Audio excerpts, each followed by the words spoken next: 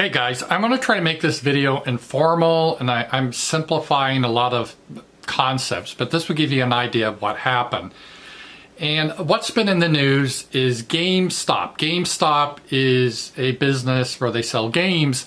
I don't think it's that great of a business going forward because most games in the future, they're going to be purchased online. You won't go to a store to purchase a computer game anymore.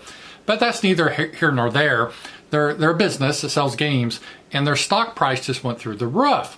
And that created a bunch of like, oh, this is going to wipe out hedge funds. Oh, why must we suffer so? And a lot of people are like, what's going on? Why is this such a big to-do? And why are people freaking out? Because you think about it, the stock market is you invest in a stock you think is good, and okay, maybe the company turns out to be a disaster, goes bankrupt, you lose your money. That could happen. Or you invest your money into a stock and it goes up in price, and maybe you sell because you want to take your profits. See, that's the way most people think of the stock market and capitalism, and I think that's how it was designed to work. And there's a purpose for that. I'm not against capitalism. It makes sense to give a company capital, and you get from a lot of different people so you can sell your business.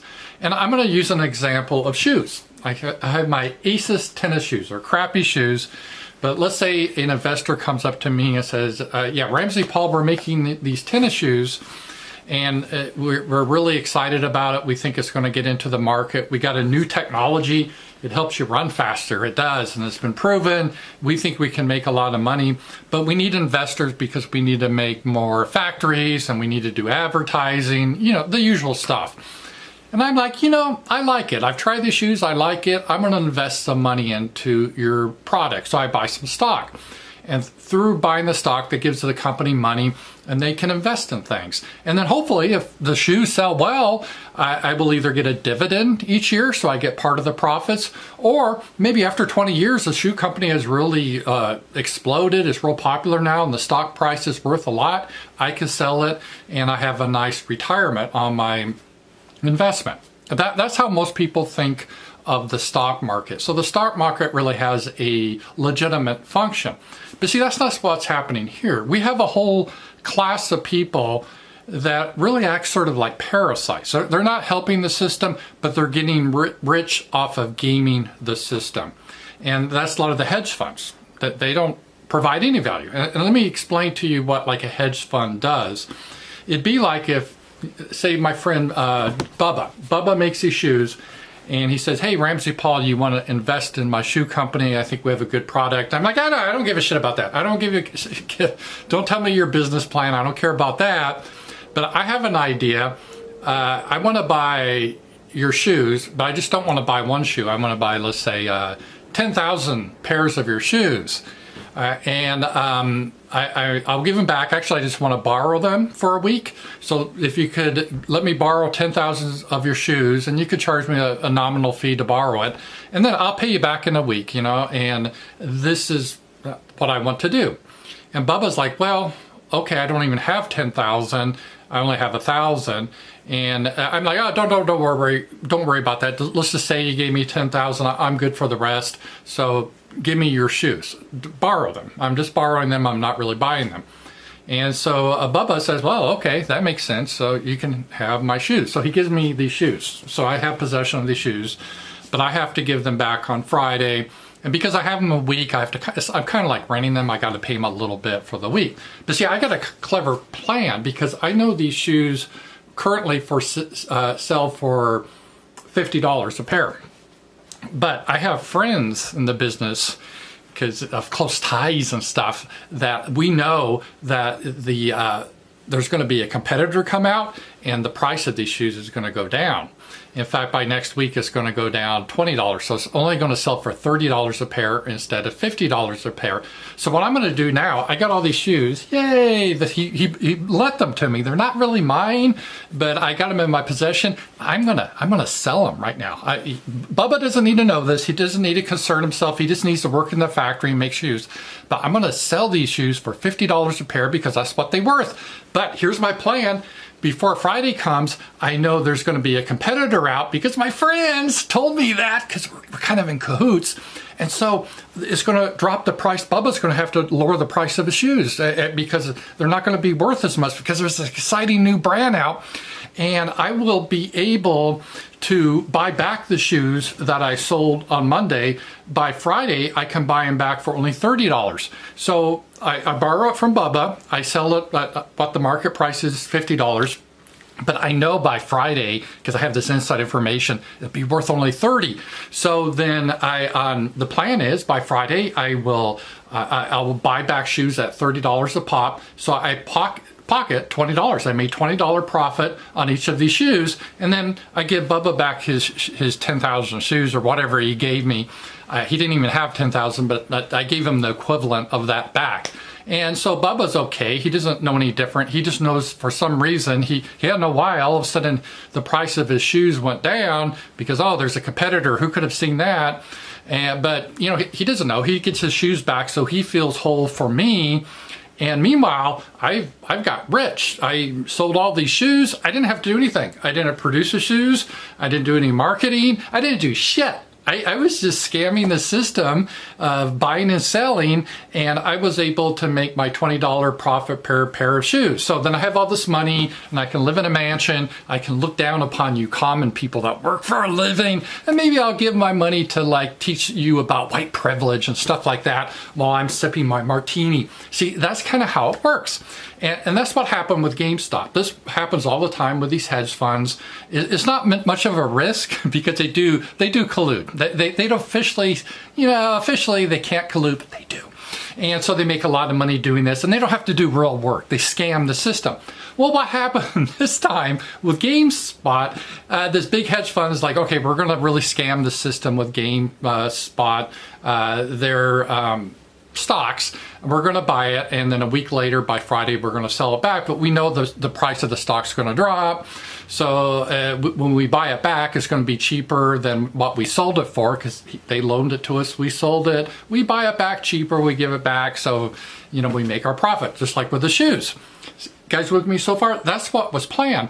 But now what happens with my plan? Let's go back to the shoe example. I borrow all these shoes from Bubba. I sell them all for $50 a piece on Monday, and I can't wait till Thursday. I'm going to buy them back at $30 a piece, make a $20 profit, give it back to Bubba, because I owe him legally the shoes back on Friday. And all of a sudden on Thursday, I'm like, oh shit! I was told this was going to be $30 a pair, but now it's not even $50, it's $100. I can't do this. I don't even have the money. If I had to pay $100 a shoe, I'd be bankrupt, because I gotta get Bubba's shoes back, but I can't afford $50 a pair because I only bought them for $50. I would lose now $50 a pair of shoe. And some of these shoes I don't even have. I sold them without having them. So I would have to go back to Bubba and say, nah, man, I don't know why the price is going some up so high. Can you just hold off? I'll give you some money if you hold off, because I'm sure the prices will come down. I'll get you your shoes back. So I wait a week, but then a week later, the shoes are now $200. And Bubba's like, hey, I have a contract. You're supposed to pay me back my shoes. I don't care if it costs you $200 a pair. You said you'd pay me back my shoes on Friday, and I gave you an extension. You pay me some, but I need to be made whole. And see, at this point, things spiral out of control because I'm in debt. I never really had the money in the first place. I was scamming the system. And it's like, oh, I need to be bailed out. Oh, this is horrible. Bail out, government, bail me out. This is criminal. And see, that's what happened with the GameStop. What happened is people on the internet, on Reddit and 4chan, they saw that this hedge fund was trying to short GameSpot. So they said, let's all get together and buy GameSpot. So the whole idea that the hedge fund, with their inside information, the stock's going down, we're going to make money.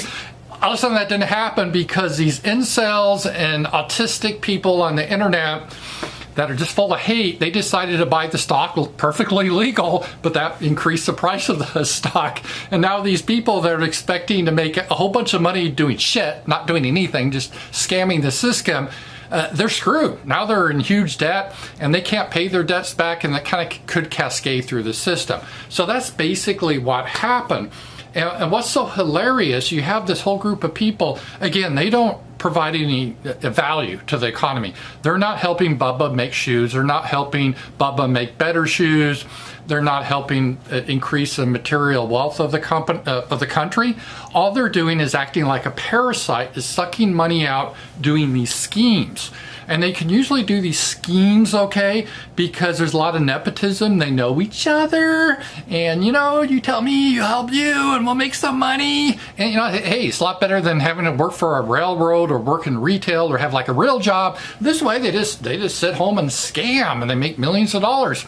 But all of a sudden, because of the internet, these outside people that aren't even part of them, they kind of conspire together to thwart their plans. So they're basically a bunch of con artists got conned by another group of people that started to use their con on them, and they got screwed.